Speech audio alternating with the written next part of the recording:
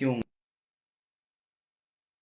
அனைவருக்கும் வணக்கம். UGTRB mathematics exam வச்சுட்டா உங்களுக்கு study material test batch MCQ collections கொடுத்துட்டு வரேன். ஸோ இந்த கலெக்ஷன்ஸ்லாம் பார்த்தீங்க அப்படின்னா 10 சாப்டருக்கான கொஷின் கலெக்ஷன்ஸ் இப்போ ப்ரெசென்ட்டாக இருக்கிற யூஜிடிஆர்பி சிலபஸ்க்கு ரெடி பண்ணது.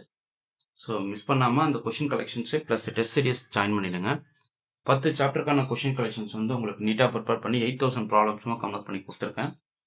இப்போ லாஸ்ட் வீடியோவில் பார்த்தீங்க அப்படின்னா இது வரைக்கும் பார்த்துருக்கோம். இந்த பைனாமல் டிஸ்ட்ரிபியூஷனுடைய ப்ராப்பர்ட்டிஸ் டெஃபினிஷன்லாம் பார்த்துட்டு வந்தோம். ஸோ அதில் வந்து இந்த கர்டசிஸ் பீட்டா 2 வேல்யூ வந்து பார்த்தோம். என்னது பாருங்க 3 + 1 - 6pq / npq. ஓகே, ஸோ இது ரொம்ப முக்கியமான ஃபார்முலா. இங்கே கியூன்ற ஃபேக்டர்ஸ் எல்லாமே 1 - p ரீப்ளேஸ் பண்ணியிருக்கேன். ஓகே, ஸோ யூஜிடிஆர்பி மேத்தமெட்டிக்ஸ்க்கு வந்து 10 சாப்டருக்கான கொஷின் கலெக்ஷன்ஸ் 7 புக்லெட்ஸாக இருக்கும். ஆல்ரெடி நிறைய டைம் நான் சொல்லியிருக்கேன். அந்த கலெக்ஷன்ஸை வாங்கி ப்ராக்டிஸ் பண்ணுங்கள். கொஷின்ஸ் ப்ராக்டிஸ் பண்ணணும். கொஷின் ப்ராக்டிஸ் ரொம்ப ரொம்ப முக்கியம். நம்ம சப்ஜெக்ட்ஸ் எவ்வளோ தெரிஞ்சிருந்தாலும் கொஷின் ப்ராக்டிஸ் வந்து நமக்கு ரொம்ப இம்பார்ட்டன்ட் ஒரு விஷயமா இருக்கும். எக்ஸாமில் ஒரு கொஷின் பார்த்தோன்னே இது நமக்கு தெரியலன்னு யோசிக்கக்கூடாது. இதை இப்படி நம்ம அப்ரோச் பண்ணிடலாம் அப்படின்ற மாதிரி உங்களுக்கு தோணும். Okay, fine. இப்போ இந்த ரிசல்ட்ஸ்லாம் ரொம்ப முக்கியமானதுங்க. சப்போஸ் ப்ளாட் ஆஃப் x = 0, அதாவது இந்த டிஸ்ட்ரிபியூஷனில் x = 0ன்னு சப்ஸ்டிட் பண்ணீங்க அப்படின்னா ncx p⁴x q⁴1 - n - x இருக்கு இல்லைங்களா?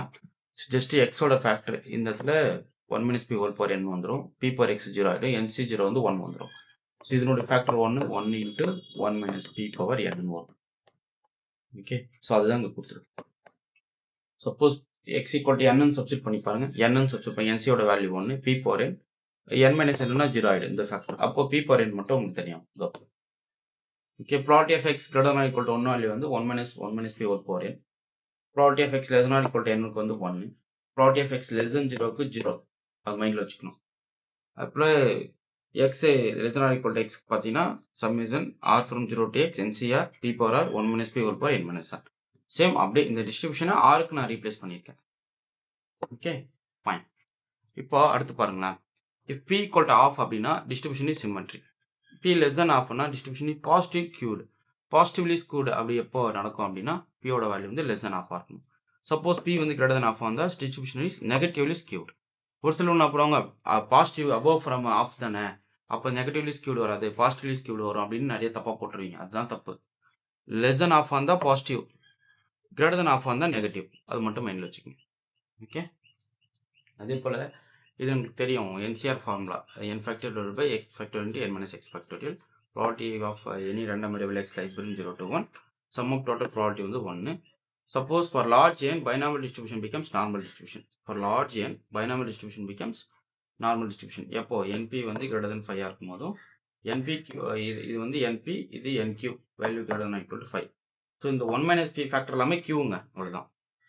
For large n and p is very small, நல்லா கவனிச்சுக்கோங்க. For large n and p is very small இருக்கும்போது binomial becomes Poisson. எப்போ binomial வந்து நார்மலா மாறும் அப்படின்னா for large n, okay, for large n binomial becomes normal எப்போ அப்படின்னா np வந்து greater than 5 ஆகும், nq greater than 5 இருக்கும்போது. For large n and small p க்கு binomial becomes normal, மைண்டில் வச்சுக்கணும். lambda வேல்யூ வந்து np. Okay, fine.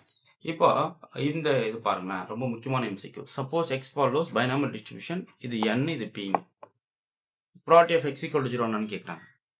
அப்போ property of ncx p⁴x q⁴1 - x. அப்போ அதை பாருங்க, இந்த ஃபார்முலா தான் யூஸ் பண்றீங்க.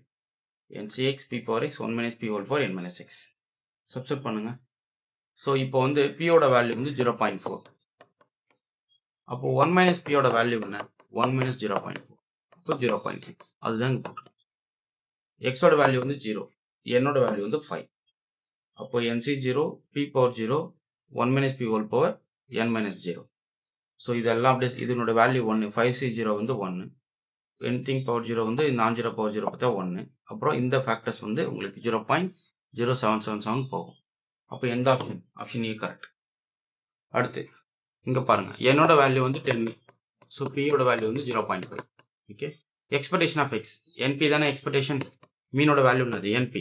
ஸோ அப்போ என்னன்றது 10, p-யோட 0.5 மல்டிபிள் பண்ணால் 3. ஸோ அப்போ 3, ஆப்ஷன் பி கரெக்ட். ஓகே, இங்கே பாருங்க, என்னோட வேல்யூ வந்து 6, p-யோட வேல்யூ வந்து ½ அப்போ ப்ராபர்ட்டி ஆஃப் x = 3 பாருங்க, nc 3 p⁴ 3 q⁴ n - 3. So என்னோட வேல்யூ வந்து 6 போடுறீங்க, அப்போ உங்களுக்கு 3 - 3ன்னு வந்துடும். ஸோ இது ஒரு சிம்பிளிஃபிகேஷன் தான். இது வந்து ஒரு nCr formula. 6 factorial divided by 3 factorial into 6 minus 3 factorial. இதனுடைய டெஃபினிஷன்.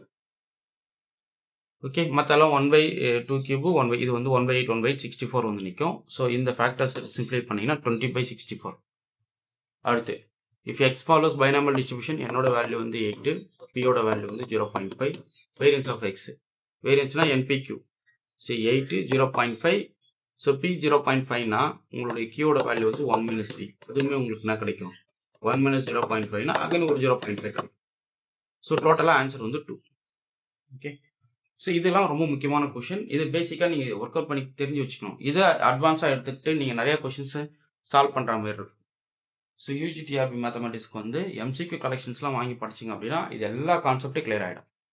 ஸோ ஒவ்வொரு கான்செப்ட்டுமே எம்சிக்யூஸாக கொடுத்துருப்பேன். ஒவ்வொரு ப்ராப்ளமும் எம்சிக்யூஸாக இருக்கும். ஒவ்வொரு ஸ்டேட்மெண்ட்டுமே எம்சிக்யூஸாக இருக்கும். ஓகே, ஸோ உங்களுடைய ஒர்க் என்னன்னா அந்த புக்லெட்ஸை புக் பண்ணிவிட்டு டெய்லியும் உட்காந்து ப்ராக்டிஸ் பண்ணுங்கள். கிளாஸஸ் அப்லோட் பண்ணிகிட்டே வருவேன். சேனலில் நிறைய கிளாஸஸ் இருக்குது. பிளேலிஸ்ட் போங்க. அதுக்கு எதுக்கும் நீங்கள் தனியாக பே பண்ண வேணாம். பிளேலிஸ்ட்டில் நிறைய ஐடியாஸ் வந்து கிளாஸ் போட்டிருக்கேன். அதை நீங்கள் ஃபாலோ பண்ணிக்கிங்க. Okay, fine. உங்களுக்கு இந்த வீடியோ பிடிச்சி நான் லைக் பண்ணுங்கள், கமெண்ட் பண்ணுங்கள், உங்கள் ஃப்ரெண்ட்ஸ்க்கு ஷேர் பண்ணுங்கள். தேங்க்யூ.